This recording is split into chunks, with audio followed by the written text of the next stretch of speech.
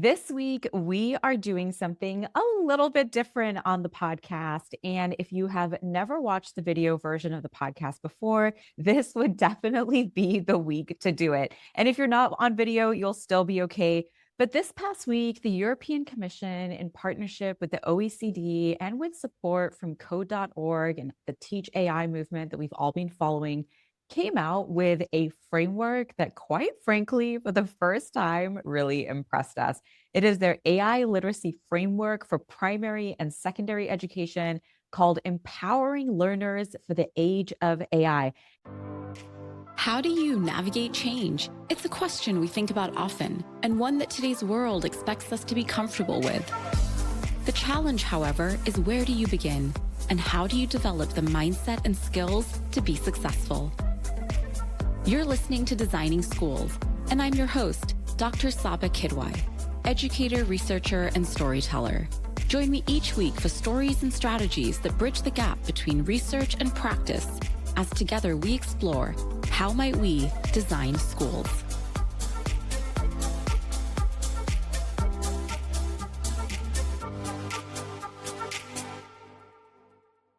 If you have been listeners of the podcast, we do have a high bar for what we want to see in this moment. And if you are a listener, you also know that one of the things that is really near and dear to us is really not just preserving human agency, but really amplifying human agency in a world with AI. And when we were looking at this document, we were just, wow, it's hitting all those marks on every single level. And so we thought this week on the podcast, we thought we would just go really deep with you into the document and just side by side read it with you. We know how busy people are, but this is a document that on so many levels we think is really worth reading. And so we actually have it pulled up. Like I said, if you're not watching the video, you'll still be fine. But if you are watching the video, you'll get to see us kind of scroll through the document as we go along. And one of the first things that I thought was really interesting, and I honestly, personally, I love that they did this, was the very first thing. It really balances this document being provocative and practical. And I really liked that because I think we try to balance that, but I think we're more provocative sometimes than practical. But one of the first things you'll read as you open the document, you go past the table of contents, is they tell you right now, how are Gen Z, which they classify as 17 to 27-year-olds, learning about AI? But even if their kids are younger, then you can only assume these numbers are higher. And what I think every single person will think before they even read the document is, how do we flip the script? Because when it comes to how does Gen Z learn about AI, they say 55% are learning about this from social media. 35% are learning about it from regular news media, so not social media platforms, but only 15% said educators, and the number is even lower at 12% from employers and colleagues. So basically, they're saying we've got a current dynamic where our young people are learning about AI more from the internet and their screens than they are from the people that they are spending at least 6 to 8 hours a day with. And so right away, I think it's this gut check moment. And it's just this moment where we are challenged to ask ourselves, why are our kids learning more from screens and social media than they are from the people that they are spending hours a day with? Especially at a time where we're frustrated by what kids are doing online. We don't advocate, and most people don't tend to like what's happening online. Yet that is where we have defaulted them instead of really looking at how we own those spaces. And so that's the lens that we're going to take today, is how do we flip that script? We have some AI tools we're going to model for you along the way and show you. But again, if you're just listening, you'll be able to listen to the prompt and go back and do it at your leisure. We're going to share with you some things that we've been working on before this that really speak to this idea. But Stefan, what were some of your initial thoughts on this guidance? To follow up on what you said there, what they're mostly learning about it was social media, right? In the news media. One of the initial criticism that people in education and even generally had against the AI models was that they were just trained on everything on the internet. They have made progress there, right? In building better data sets, but people had this phrase like garbage in, garbage out.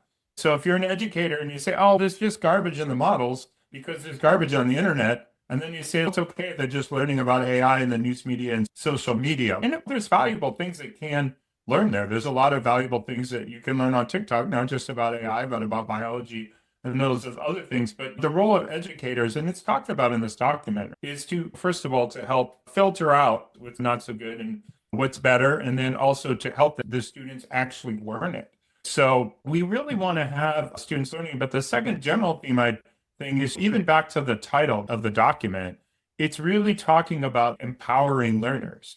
And we'll talk more later about agency and providing a consistent theme of ours across providing agency. And to me, that's a lot of the core overall broad speaking. And we can talk about the different ways that it does it, including the RISE framework that you created. It's very empowering to individuals, and we need to empower students and teachers to enter into this world of AI. Absolutely. And I think building off of that, I think it's also important to acknowledge that it's not that we think that learning online is bad, right? The internet has lots of amazing information. I think the unanimous thing that we hear when we do surveys with students, anytime we begin working with an organization and with one of our partners, one of the first things you do is we run a bunch of surveys. We need to know how your people are thinking, how they're feeling, what they've been using, what they're thinking about, and what they're perplexed with, but also what they're excited about. And unanimously, one of the number one sentiments that emerges from a student survey is, I hear all these things. Is this true? What does this mean? And really, I would say more and more, the number one concern that's coming up for students, which is actually reflected in here when they look at the AI skills gap and they share a little bit about what young people are thinking and feeling, their careers, their jobs, the social, economic, political implications are far more top of mind for them than some of the things that I think for adults. So I love that the report really starts off with data. It says 74% believe that AI will play a significant role in their professional lives. Here they are surveying 12 to 17-year-olds. 46% think their schools are adequately preparing them. 44% perceive their teachers are well prepared to work with AI. So your kids don't even have confidence that as adults you can even help them. And 49% are worried that AI is going to widen the gap in academic success among peers. Like you said, one of the things that we really liked in here was the personas, being able to have these different lenses that people are working from. And one of the things that's also important to know is this document is in a draft mode. So there are multiple places where in here you will see they are asking for feedback. And I always think people love saying that kids don't like to read, but I find that adults don't always engage in this as well. And I really know there's a lot of resources we share with you on the podcast, but this would really be one that we encourage you to open up with your team and do what we're doing right now and just read and talk through it in real time, open up an AI tool side by side and do that. So it talks a little bit about where some of the inspiration came from inside here. And then they have some themes that they have extracted as well. And the three themes that they've extracted is one, how AI and machine learning work, right? So the foundations. This is also a point that a lot of students ask about in surveys. I want to know the behind the scenes. What is happening? How is it doing this? And then theme two are the human skills to emphasize for collaboration with AI. Another big theme in here, that AI is a teammate. And then theme three is AI's effects on individuals, societies, and the environment. So overall, this is a very learner-centered, like I would say, lens and approach. If I was to take a student survey and put it side by side with this, it really would be the many things that we see young people ask for as well. So then the report goes into some personas, like looking at some different kids, different ages, and how they might be participating with it. So for example, over here, they have Sophia. She's 10 years old. And with her mother's guidance, Sophia uses generative AI to explore different plots and experiment with dialogue for stories she writes. She describes her own ideas and possible themes to the AI tool. She then reflects on whether each suggestion feels right for her characters before making changes to her work. Sophia appreciates that AI introduces new ideas to consider, but trusts her own creative vision. And we'll talk a little bit about our scenario-based approach to things and why we think this is such a beautiful example that they have really put forth for people. You know, what I really like about this section, the 4 domains of AI literacy, it's really all grounded in agency. And we've heard more, at least from us, right, talking about agency in AI. And you've also heard about agents in AI. And over the last week, there have actually been 3 major development conferences, one by Microsoft, one by Anthropic, and the other by Google. And basically, there's a lot of stuff that happened in those conferences, and sometimes we do updates. We're not going to do that today. But one theme across all of those was agents, all right? So there are various definitions of agents that people even argue about a little bit. But one that's very clear comes from Kevin Scott, who's the Chief Technology Officer and Assistant Vice President of AI at Microsoft. He says, an agent is a thing that a human being is able to delegate tasks to, okay? And it's a thing, not a person, because we often delegate tasks to people.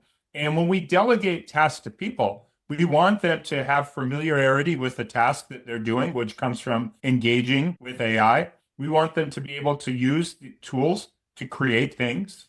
We want them to maybe be able to manage other people, right? Depending on how far you are up in the company food chain, right? Like the president may give, if you're a vice president, may give you something to do. You go on and you delegate that to other people, and then you manage those people. When we're talking about managing AIs, you came up with this idea. You contextualize it in terms of teammates, right? So we're talking about people being able to manage AIs as teammates and then designing something with it across the board because they've learned to manage teammates, create, and engage with AIs. And this is why this document is so important, because we want to empower students to do this, right? We don't want to tell the students, and there's still a little bit of this left. It's still floating. I wouldn't even say a little bit left. It's even a common theme in education that somehow we're going to have the students compete with these agents that are incredibly powerful, incredibly intelligent, can work 24/7 nonstop, do all these amazing things. What we really want to do is empower them to work with the agents. We want to empower people. So much money right now is being spent on computers, on empowering computers to develop agency. We need to keep the focus. Education is for humans. We need to keep the focus of education on empowering humans to use agents, to use things, right? These are things. These are not people, all right? To use things to develop their own superhuman abilities. Absolutely. You sent me something this morning. This is the best part about, like, I always go back to why we started this podcast, this weekly series. It was because of the back and forth conversations. We're like, we need to make these public, but I don't have my phone on me. But you sent me that thing this morning from the Google DeepMind where he was like, oh, young people need to be like AI ninjas. And what I thought was really interesting about that, and I want you to share, is I think right now we are starting to see a little bit of a divide emerging between some people who believe, like somebody actually, when I posted this framework, somebody was like, well, did you listen to the Ezra Klein interview with Rebecca Winthrop? And a big part of there was going back to some more traditional ways of doing things and the classics and stuff like that. I didn't listen to the whole thing, but that was what the comment was. But I do feel this vibe where people are starting to divide into what it actually means to be AI ready. Does it mean to use the tools? Does it mean to stay away from the tools and teach people more traditional methods? After listening to that Google DeepMind, what was your kind of take on what they were sharing? Well, what he said briefly is that we want students to be AI ninjas. And this was Demis Hassabis when I'm referring to. He's saying AI ninjas. And it's also related to this quote. There's Mike Krieger, who's a co-founder of Instagram, right? So he sold Instagram, made a lot of money. But he's a hard worker. He doesn't just give up when he doesn't have to do work. He's now the chief product officer at Anthropic. And at this developers conference, when he was talking about the tools, all these new agents and tools and things that we can use, he ended with this quote. And it reminded me of you because you always have really good ways of saying things. He says, "We believe the future is not AI agents replacing human work, but helping humans do superhuman work." All right. And this kind of gets at this idea of agency that we've been discussing. But in terms of kind of this divide, you call the divide, right? You're starting to see. I unfortunately see people seeing it as a divide, but to me, it's not really a divide. And actually, I got friends with somebody who works in like one of these, they call them classical academies now. They don't think you should learn about AI. They think you should study the classics and all these kind of things. But to me, and even in this document, these are not mutually exclusive. Why do you want people to study the classics, to think about, okay, the struggles of humanity, right? To think about how people cooperated with each other, to think about, oh, how tragedy can unfold, all these things to really think through like the human condition and maybe then develop the skills because you learn about what it means to be human and the struggles of being human and the struggles that other people have in society. And then as we enter into the AI world, we're bringing our humanity with us and make it redefined a little bit, right? Through the interaction with what some people calling alien intelligence, but we need to learn how to relate to those intelligence, how to relate to other people, and those durable skills, which it really mentions in here. It's talking about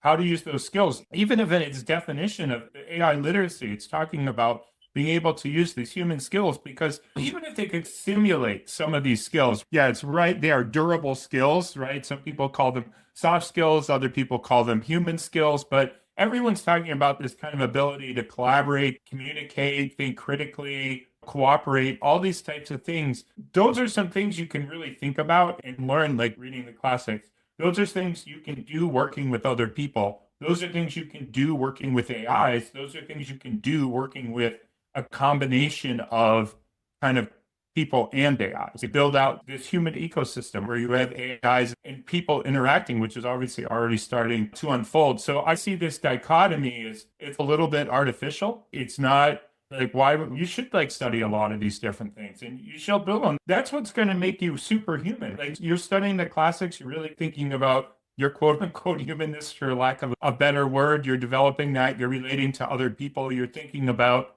these big questions like superheroes that we've had in our society or in our plays or whatever we want to call them, right? From ancient times, and you're looking at these conditions and now you're thinking through them with AI and you're using these tools and you're becoming superhuman, right? You don't want people to think, okay, I'm going to be the superhuman of the past without AI and then try to compete against the AI, the present of the human plus the AI. You're not going to probably end up in a very good spot. So to me, it's combining it all. And as this just lays out right here, studying the classics is a way you can develop your durable skills or think about what your durable skills are and your strengths, those types of things. So unfortunately, we're seeing a division, but that's not really what we should be thinking.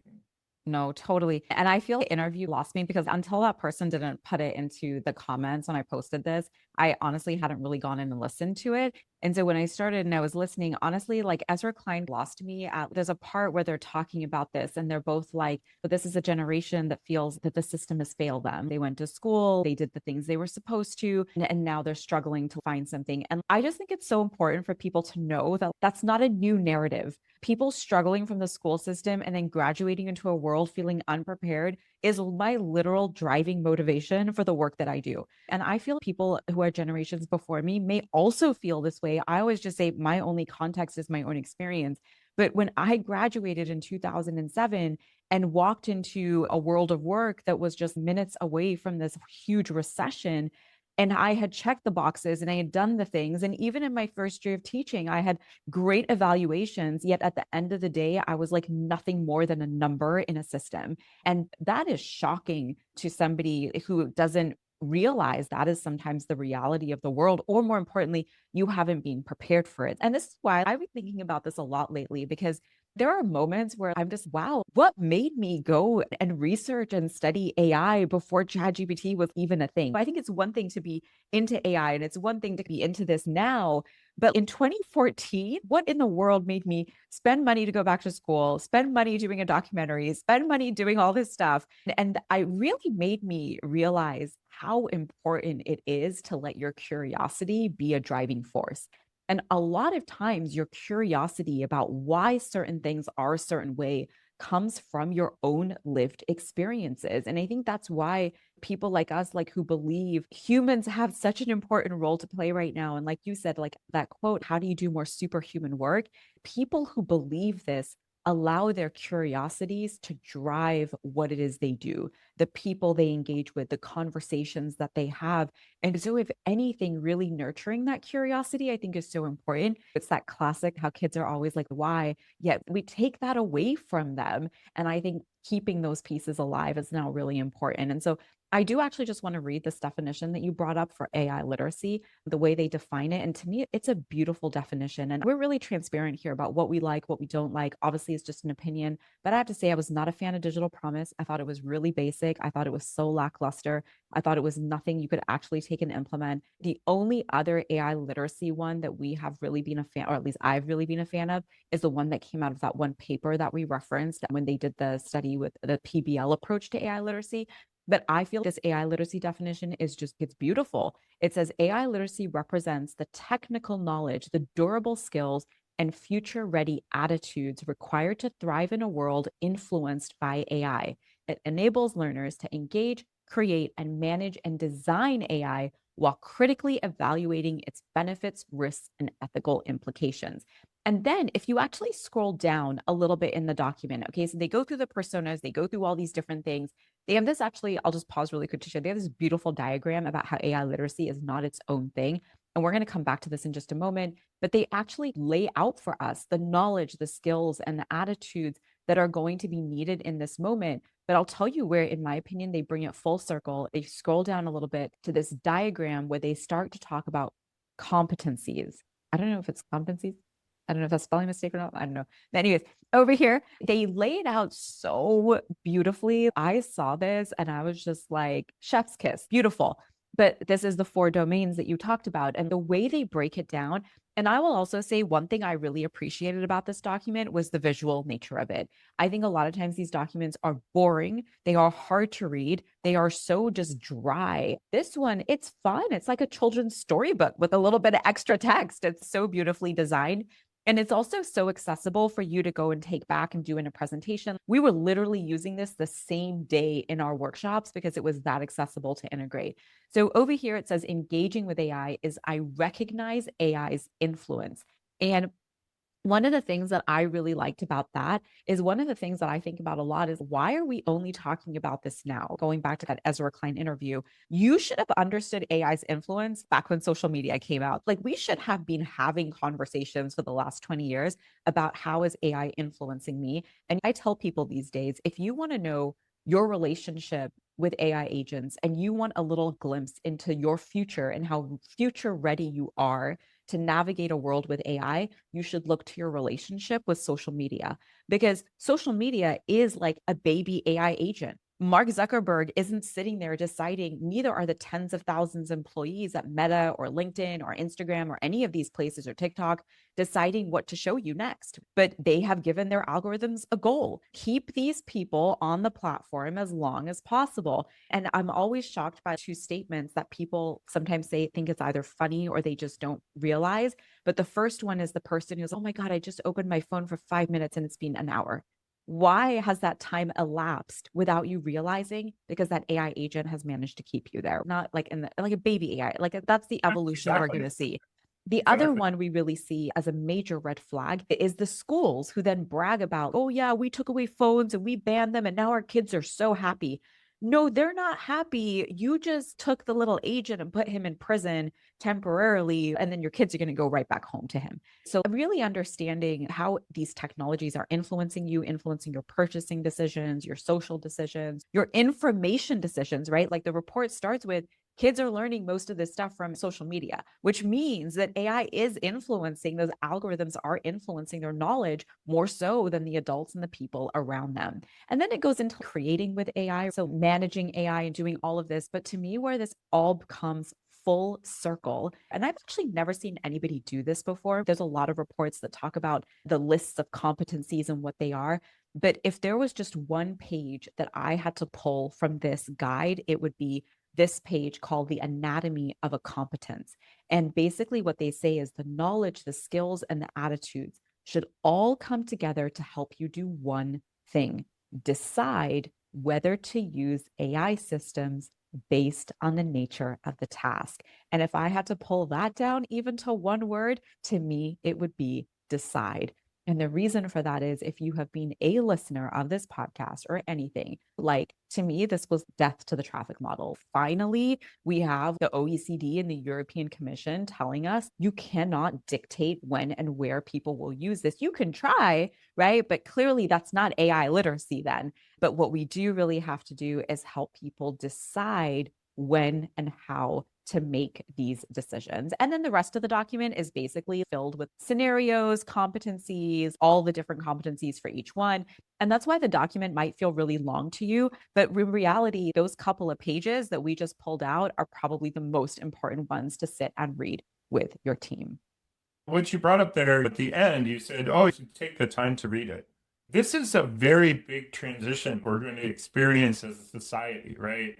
We want to call it a tool and we just say, all right, there's all these new intelligences or tools, or we want to define it as an alien intelligence. This is basically going to restructure our entire economy. It could potentially restructure our political system. It's definitely going to restructure our education system, whether that comes from the outside or the inside. Right now, it's probably more of the outside than the inside, but it's going to restructure all those systems. It's going to restructure how we relate to one another. It's probably going to impact on our values, whether or not we want to admit that or not. So reading through this document and really thinking things through, I would just say a very good use of your time. You really want to think about how you're going to enter this world because you want to have some agency about how you enter the world. If you don't, it's not like the world's not going to be created, right? We see some people say, well, I won't use AI. Okay, the AI world's still going to happen. You're not going to have a say. Who's going to drive it? People say, well, I don't like Sam Altman. Okay. But if you don't engage, then he's going to drive what this AI world becomes, or somebody else that, you don't like. So you need to engage in order to protect your own agency, to have the world unfold. You may not think, well, I don't have as much influence as like Sam Altman does. It's pretty much true for almost everybody, right? But you have influence in your world and how you relate to yourself, how you relate to the people around you, how you relate to your students, how you relate to the other people that you work with. And you can influence AI in that area. If not, someone else even who works with you, they're going to drive the discussion and make the decisions. Absolutely. And as we move forward, we do want to share a resource with you if you are interested in, okay, I saw this AI guidance, I saw this, and now what do I do? So we're going to share with you a guidance that we've been working on with one of our partners. We do this with all of the different partners that we work with, but we're going to zone in today on one. But if you are somebody who's, wow, I love this idea of decision making, of amplifying human agency, we do have a free course available for you. It's called AI Skills for College and Career. Now, if, like I said, if you've been following here, you know that we are not a fan of the traffic light model. And about, I think, a year and a half ago, when we had an organization approach us and say, hey, we need to teach our young kids. They had about 300 students coming together, and they're like, we want to teach them about how to balance innovation and integrity and using AI in the right way. And one of the things that we realized very quickly with the traffic light model, which is what we saw everywhere when we were researching what we should do with that workshop, was that it doesn't teach you anything. It's just a compliance model. And because we know every week we're on the podcast telling you all the things that have changed and all of the things that have happened, we realize there's actually no way to tell somebody what they can and cannot do. The best we can do is help people make really good decisions and really good choices. And so we came up with this framework called WISE. And WISE is basically a series of 4 questions that are integrated as part of every rubric and as part of every work that you do and every conversation, to be able to really have conversations and discussions about what does it mean to be AI literate? What does it mean to create, to manage, to engage with AI in a responsible way, where you as the educator are the coach, the mentor, and the one that the young person can come to, so that they're not going to TikTok, they're coming to you to learn. And if you come into this course, it's actually really short. It's a 30-minute mini course. It's completely free. And in here, you will see there's 4 little modules that basically talk about the future readiness, the college and career skills that are going to be needed. We bring in a lot of workplace statistics and reports, but the best part that we have in here is those scenarios that the guidance that the AI literacy framework talks about, we actually have for you in here. In addition to having those for you in here, we actually have a walkthrough of how to actually apply these. But more than that, we actually have prompts. So if you're like, okay, I want to integrate this guidance or this framework, and I want to bring this AI literacy decision-making approach into the work it is I'm doing, we actually have prompts in here for you to use. But the entire mini course is really designed for you to facilitate this. I can watch this in 30 minutes and I can go and host this workshop for my organization, for my team, for my department, or just for myself and with my students. So we will drop a link to that in the show notes below. We also have a free webinar for you that goes into how it is you can go about using this method. But because this is something that we've been doing for quite a while, Stefan, you want to share a little bit about our work with Desert Sands? With Desert Sands, we spent a good amount of time developing an AI guidance. And it wasn't just time, right? It was time spent thinking through a lot of the different issues people are facing, like addressing the traffic light, talking about different AI tools that are maybe less empowering than others. So this kind of emerged through a conversation with kind of everyone at Desert Sands, not just their district leadership, but also with teachers and students and other people. And as I reread it in preparation for this podcast, I was like, wow, this is a really good guidance. Sometimes you write something, you come back to it, like it's been about a month now since we finished the final draft. You're like, oh man, you should have included this, or this isn't clear. But when I reread this, I was like, wow, this is definitely not only the best guidance I think that we've done, but also the best guidance I've ever seen. And I've read a lot of them. And I think that there's a few things that kind of stand out. One, it looks at things as a very big picture, right? And you put the scenarios in there, I think, are the ones that you actually put in that, okay, here's a struggle, right? Here's a struggle with maybe a student using this the way we don't want them to use it, or wearing Meta glasses, right? Which we're not encouraging at this point. And then it's how could you deal with it? So there's this day-to-day thing. And then at the end, we're talking about, okay, AGI and super levels of intelligence and starting to prepare people for that world. So it does a good job of talking about everything from the day to the big picture. And it's also integrated across the document. And the second thing, even to get back to the theme of the day, it's really designed to empower. Even the scenarios that you provided, they really empower teachers, they empower school administrators. And then, like I say, with the RISE framework, that's in there that's empowering people to make responsible choices. Because as you were just saying, ultimately, and I think even people who wish it wasn't true see it more and more every day. We not really know when somebody's using AI or when they're not, other than to say, oh, that's just like too good. Like it was weird. Or it's yours is too good. There's really no way to know. And it's hard for educators to swallow. Probably even more now than maybe it was probably 100 years ago, because everything kids do in school is so regulated, and everything is curriculums has become so standardizing, and employee handbooks are 1,000,000 pages long, and we try to regulate, like, literally control everything that happens inside the space. Sometimes people have good motives, and then with this, we're realizing with AI, it's just not something that we control. So we have to reverse gears and say, all right, how are we going to help people make good choices, whether they're just kind of day-to-day choices about maybe how they want to use AI, and then also larger ethical choices, given the power that's in front of them, right at their fingertips. Absolutely. And I want to say none of this work would have been possible without the leadership of Superintendent Kelly Mae Volmar and Tiffany Norton, who is their Chief Innovation Officer. And one of the things that I feel this is just going to be such an incredible memory. I tell them all the time, I was like, this is going to be such an incredible memory that we will look back on, because this is truly a leadership team that was brave enough to do things for what was next, not for just the moment alone. And the beauty of doing that, and I know it can be hard, I feel like it really takes a tremendous amount of courage, especially in today's landscape, to not just give people what they want and what they're asking you for in the moment, but to really lay out a vision and a plan to support people, not just in the near term, but also in the future as well.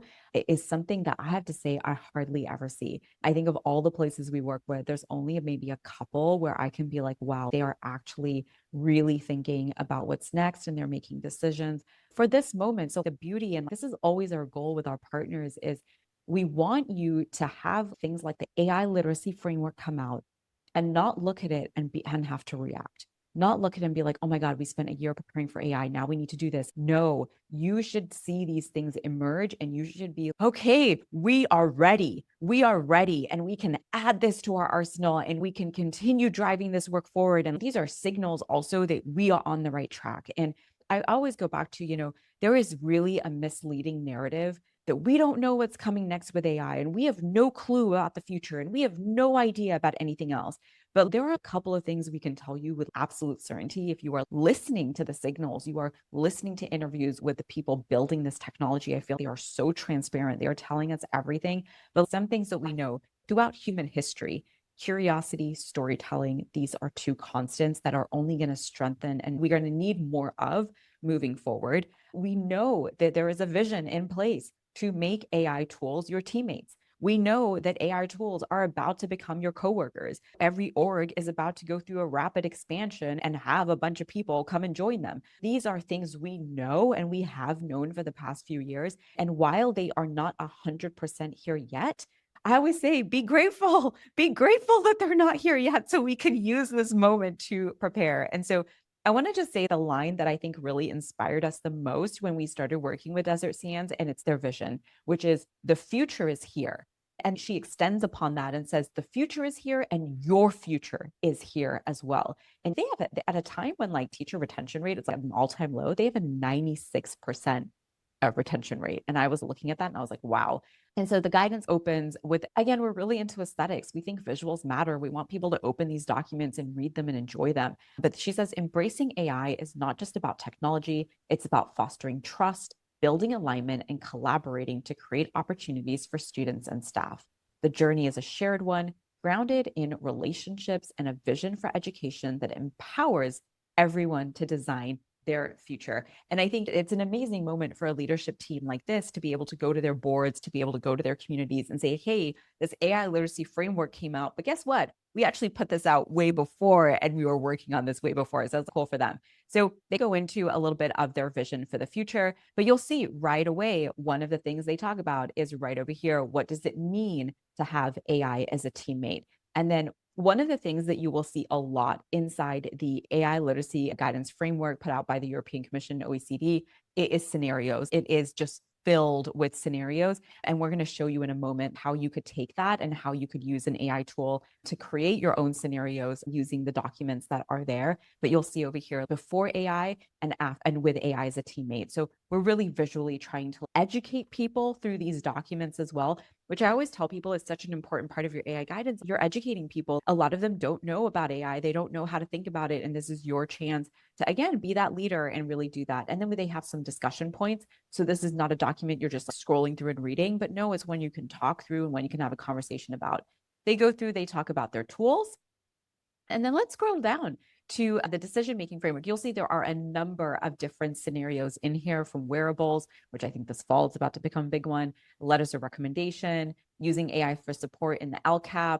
There's just a variety, setting aside time for learning AI. There are a number of different ones in here that are all highlighted. But the main one that we want to do is talk about the section on upholding academic integrity and AI. And one of the things that we lean on a lot when working with people is their profile of a graduate. Now, I know sometimes we have said profile of a graduate can be a waste of time, but one of the things that I feel I should clarify, because if you listened last week and now you're going to listen here, you're going to be like, wait, what? But one of the things is people who did profile of a graduate work 5 years ago, 4 years ago, even 3 years ago, are just in a different place. There's a time and a place for different things. And what we say now is that if you are going to do this work, and maybe this is something you want to do, don't spend a year trying to come up with a profile and then go think about AI and then go think about other things. You need to look at condensing that timeline and using AI as a teammate to help you go a lot faster. Because I've noticed a lot of the people that help people build these, they haven't changed the way they do them. You should literally be condensing this down to a much shorter time frame and be spending more of your time focusing on AI literacy and the engaging and managing and application of these versus that. One of the things we also do while in the free course, you will see the WISE framework. And we have another one we did with another district, Ocean View, called AIM. You really want to make the framework your own. The idea is not to take ours. And I mean, you can absolutely as a starting point, but the idea is to really look at your community, your vision, your values, your messaging, and look at what can we say that can be a mantra in our organization when it comes to talking about AI. So over here for Desert Sands, it's how might we rise to the occasion? And so you'll see over here that's RISE helps us lead with purpose and embrace AI as a partner in our progress. It is built on the 4 principles: respect, integrity, support, and empathy. And if you scroll down, there's guiding questions for each of these different areas. So again, if you're looking at the AI literacy framework from OECD and you're looking at how do we manage, create, how do we make decisions with AI for Desert Sands, the mantra really is how do we rise to the occasion and make those decisions with respect, with integrity, with support, and with empathy for those we are designing with. And I want to be really acknowledge here, this is not just for kids. When we design these frameworks, it is a conversational tool for transparency, for equity as well, just across the organization, to remove any personal bias people might have towards AI tools and really make this a neutral way in which we can have these conversations. And then again, there's more scenarios. How do you apply this to the writing process? And then just commitments. And actually, I'll say one of the things, I think this was a really big piece around our agency and helping people understand also why are we taking this approach? Because a lot of people are like, everybody else has traffic lights. Why can't we? Everybody else has this. Why can't we? And I think one of the things we also did in this guidance was this is not just, again, designing for now, but it is that the future is here and your future is here. And if your future is going to be here, you should know what that future is. So let's talk through it. So do you want to walk a little bit through like this? Yeah, I would just a couple of things to preface it. You say, okay, everyone else is doing this, and I hear a lot of that, right? And I remember when I was a kid and I'd tell my mom, I'd say, oh, I should be able to do this. All my friends are doing it. She'd say, all your friends went and jumped off a bridge. Would you like go jump off the bridge too? It reminds me of that. Just because a lot of people are doing it doesn't mean it's a good thing. I think a lot of people latched onto the traffic light system because we want to preserve everything that's going on in the education and the status quo. Okay, we can't really ban AI, so that sounds extreme. So we'll implement traffic lights. But just because it sounded like a good idea and a lot of people started doing it, that doesn't mean that it is or that it was a good idea. I think the second thing, and then I'll talk about kind of these broader issues of AGI, is you talked about, okay, looking ahead to what's coming. And it's some people just don't believe what's happening in AI or they don't trust anyone, right? Since the spring of 2023, they say, hey, you're going to have agents in late 2024, 2025. We have agents in late 2024, 2025. At the Anthropic Developers Conference, they now have an agent that can code consecutively for 8 hours. That was one of the initial limitations of agents. They just couldn't really work that long. You're still seeing some of the operators with web browsers, really qualified people like Ali Miller, one of the most influential people in AI. She has 1.5 million LinkedIn followers. She's got to be up there with some of the most. She said, look, by the end of the year, they're going to be able to work. So you want to look ahead. Sometimes the timing is off. Everyone says, oh, Jeff Hinton said in 2016, there would be driverless cars. And okay, who's wrong about that? But they clearly driverless cars with Waymo's all over the place, right? So people who are making these predictions, they're not always exactly accurate with the year, but they're usually pretty close and they're in the ballpark. And as we both talked about, you talking about AGI graduates, which will help you transition into this, it doesn't really matter exactly what year. And when you see people now saying, oh, we're getting closer to AGI, which I promise to talk about in a minute, they're saying, this is my prediction for this year, but it doesn't really matter from 3 years off. Say my prediction is 2028, it happens in 2031. What difference does that really make? We need to start preparing for this. They're very critical, most point in society, of people not preparing for what's coming, what is almost obviously coming, or there's a 99% chance of it coming. So one of the things that is almost certainly coming, as you talk to people, is AGI. And in this document, we do explain the difference between AGI and ANI. We basically have ANI now, artificial narrow intelligence, which excels at particular tasks. So it can win a game of chess. It's getting very good at diagnosing things. It's getting very good at marketing. All right. Then there's AGI, which basically means two things. It can do all those things, not just some of them in a narrow realm, but it can generalize across tasks. So it can take what it learns in one area and apply it to another, which will mean it can be creative. The example I like to give is my first job. I was a computer teacher, and my boss was the dean of students. And the dean of students had not spent his life in education. He wasn't like a teacher and then became the dean of students. He was actually a captain in the military, and he was retired. He ran the Navy ship with all these young men. And I should have added that I was at an all-boys school. And so he had to keep order in this place. And he generalized from his experience running a naval ship with all these young men to managing this high school with all these young men in it. So we're going to probably get to see AIs that are capable of doing those things, at which point what you can think of it as like your teammates are super intelligent grown adults who are some of the smartest people. And here we see these different levels of AI, right? So right now there's two, I guess we call them charts that have been shown. There's the Google one, there's OpenAI. So can you actually go to the OpenAI one? I think that's you just start there, right? Everybody's familiar with level one. We have chatbots, it's conversational language, persuasion, all these types of things. It's really getting good at that. Then we have level 2 reasoners, and we're starting to see these be able to reason. And the way they're reasoning is maybe basically saying, what are all the possible alternative ways you could do this or answer this question? Then they reason through it. They also can do a little bit of planning, reason through it step by step. We just talked about agents and making choices amongst which paths they want to pursue to answer a question or tools they want to choose to help them complete the task. And it's pretty nascent at this point, but we're starting to see reasoners, and then we see agentic systems that can start to take actions. Like Mustafa Suleyman, I can't quote him directly, but he said, first we have AIs that can say things, then we'll have AIs that can do things. And he said this back in 2023. It's something we actually showed to a group of educators. So now we're starting to see AIs that can do things, which I would say 98% of schools have not really thought about. They're still just talking about the conversational language chatbots. And look, in here, it's not clear. It's not like now we have full reasoning and now we're going to do full agency. We're starting to see the beginnings of reasoning. We're starting to see these agents.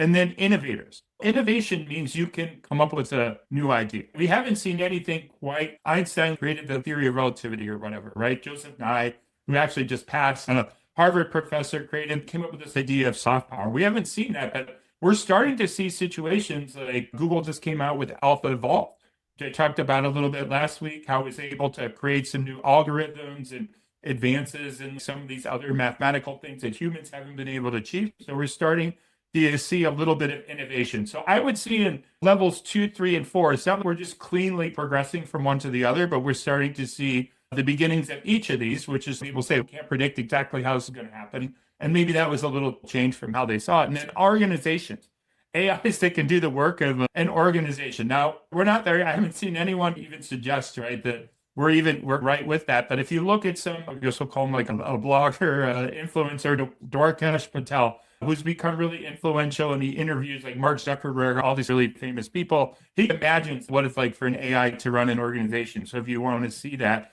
but that's where this stuff is coming. And what's so awesome about this document is it starts to think about what that world is going to look like, okay, and what role of humans are going to play in it, and how we can start preparing teachers and students to thrive in that world. And they may be working a bit differently than they have been in the past, or maybe a lot differently than they have been in the past, right? But we want to preserve that. We want to think ahead. I was just listening to two of the developers of Claude 4. So at the developer conference, we had Claude up to 3.7. We had Claude 4, which can do a lot of the new things. And I listened to a podcast with them, and they were talking about how much change is coming because they think the models are getting to the point where they can generalize a little bit. That's what I was talking about with my former boss and the impact that's going to have on white collar work. And he said, look, we really need to start thinking through these things. And you have done that with some of these scenarios here that I think you should share. But it's really important. It's really important that schools and really everybody in society start thinking about this emerging world.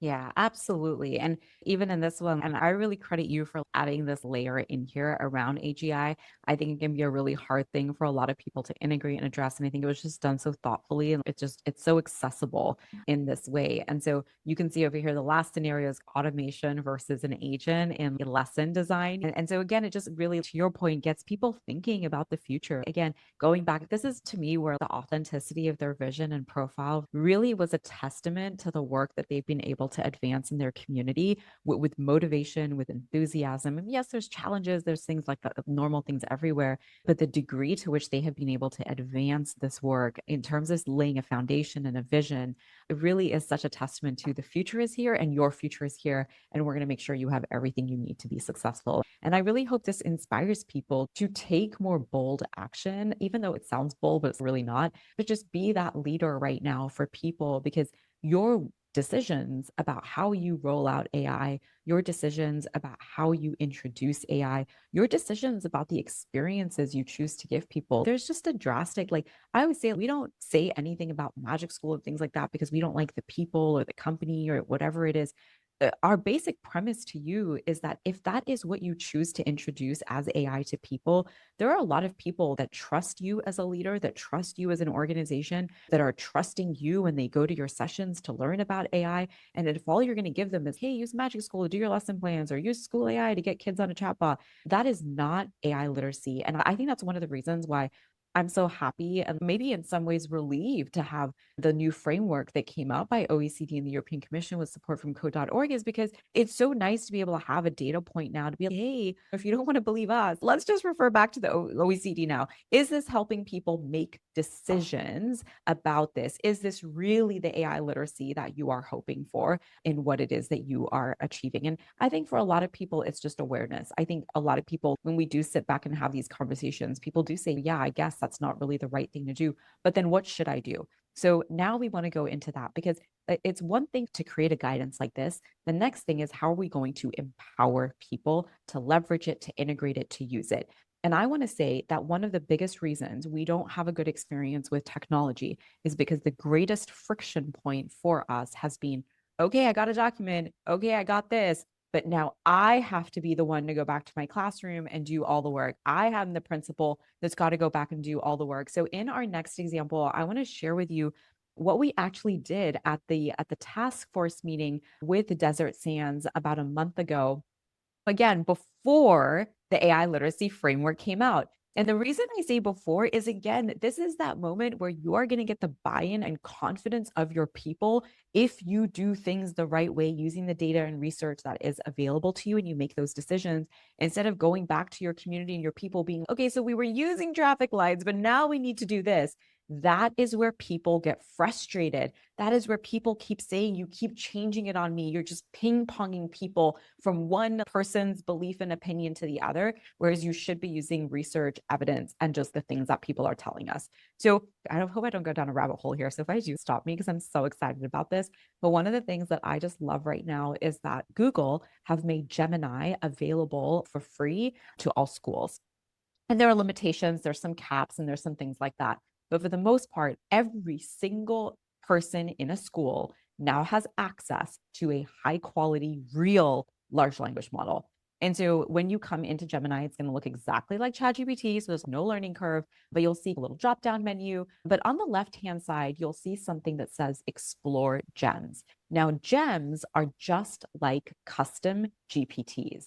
Now, one of the biggest things, and speaking of Ali Miller, I've noticed she's been talking about how this is a problem in the business world too. We talk about this a lot in education. So again, it's not exclusive to one space or one area, but we are now definitely starting to see this divide again between people using just AI as an assistant versus people actually designing AI teams. And the problem, the difference, the friction point between the two is the person just using it as an assistant thinks it's cool, thinks it's helpful, but they're not saving multiple hours a day. They're not able to really free their calendar. They're not able to do some of those new types of work that AI keeps promising. So they still think it's hype. They don't really see the importance and the power of it. Whereas people who first say, okay, this is a workflow, this is a goal, this is something we have, how are we going to redesign how we work, who the task is delegated to, and what the humans are going to do and what the AIs are going to do, see a far different, not only outcome, but also their experience with using AI as a teammate is completely different. And if you remember, last week we talked a lot about the Microsoft Work Trend Index, and they have this beautiful graphic, the 3 phases of work we're going to go through, with phase 3 being agents and all of that. But one of the things that's really great about Gemini is, and this was something that was paid before in other areas, you can actually come into their Explore Gems and you can actually build your own little gem, your own little custom chatbot.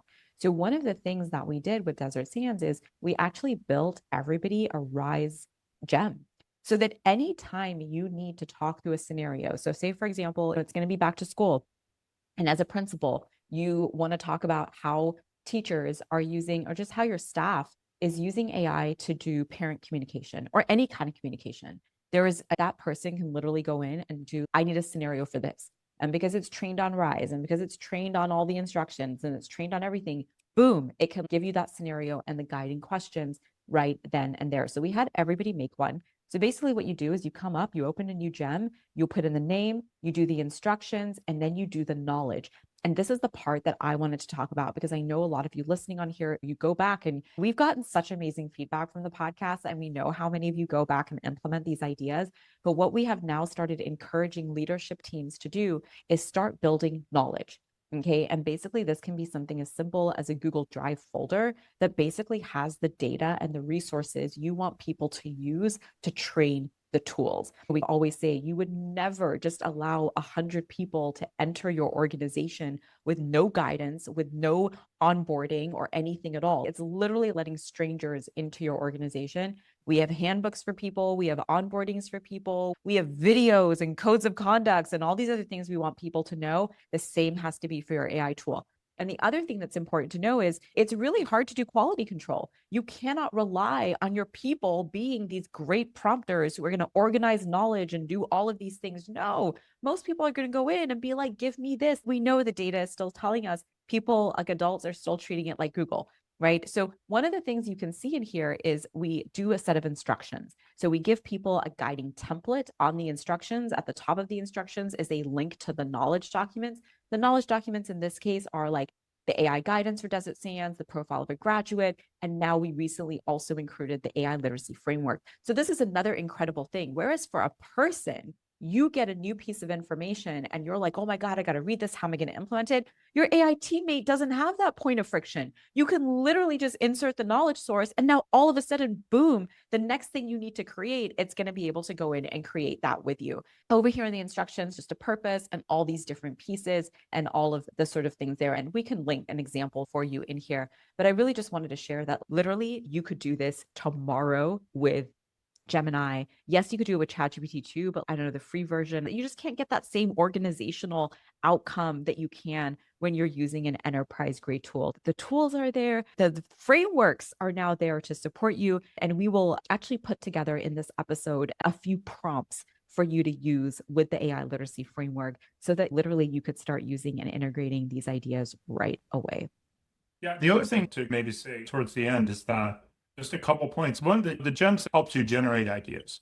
And I found when I first started using it, I was like, okay, it was just basically, I know a lot of this stuff. But now when I'm using, whether it's a GEM with Gemini 2.5 Pro, or I'm using Chat GPT and I'm using O3, it's giving me a lot of stuff like I really hadn't thought of and helped me think through things. I think the second thing is you don't need all the answers. But I think when you don't have all the answers, you should acknowledge that. So a couple examples in the guidance, right? It says, look, if you want to require students to use an AI tool, that has to be a school-approved tool, which makes some sense. Okay, that we don't right now support the use of AI surveillance technologies in school. We don't think that AI should monitor kids when they go to the bathroom, even though that's become a popular thing, again, just because everybody jumps off the bridge.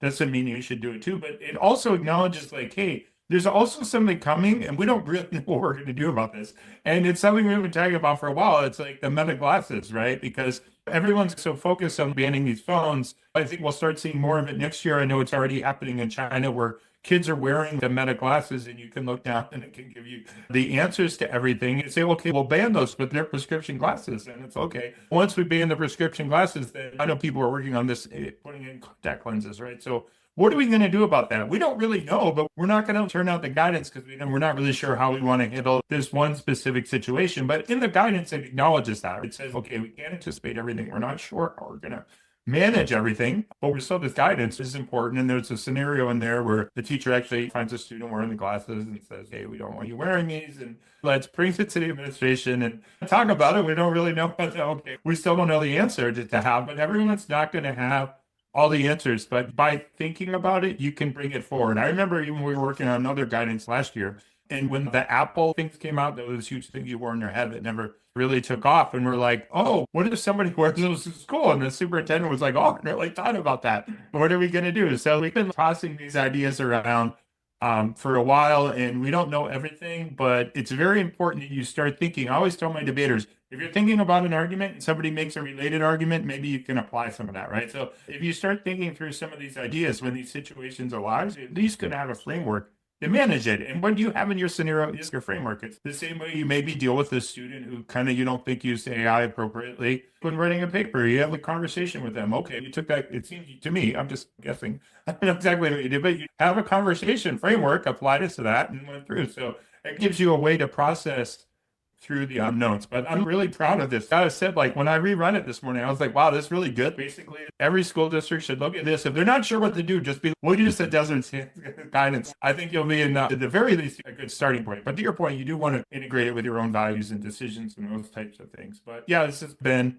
it's an exciting process. And the last thought I'll say is that the people have thought about this a while. Like the ideas are starting to be somewhat similar, right? We see a lot of consistency between this guidance that was released, supported by the OECD and the EU, and code.org that we were talking about earlier, and the desert sands, and just what some other people have written books about, like what you written a book about, like all these things we're saying. There is some emerging similarity, which I think if you look at anything, if you're just saying, what is that? I'd say read that AI literacy definition in that first report. Those are the three things that I think people tell you to focus on.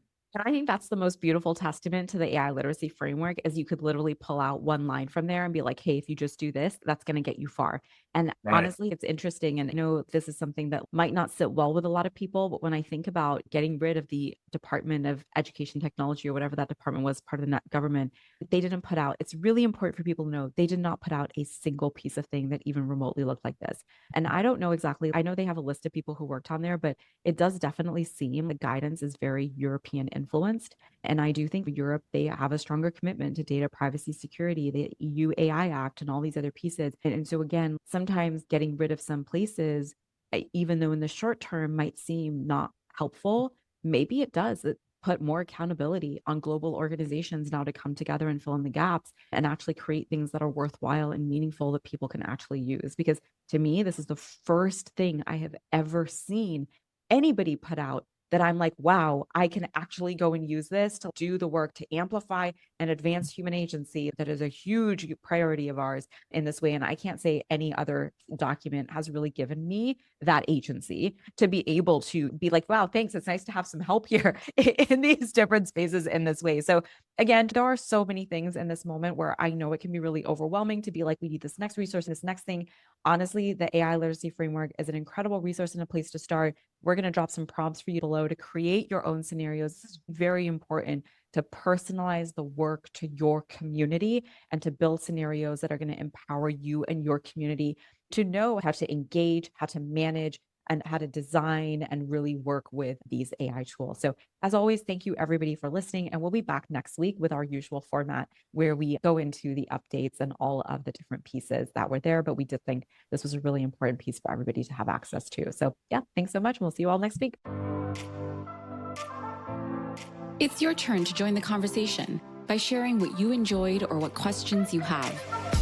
In a world where time and attention are so valuable, thank you for choosing to listen and for being a part of our Designing Schools community.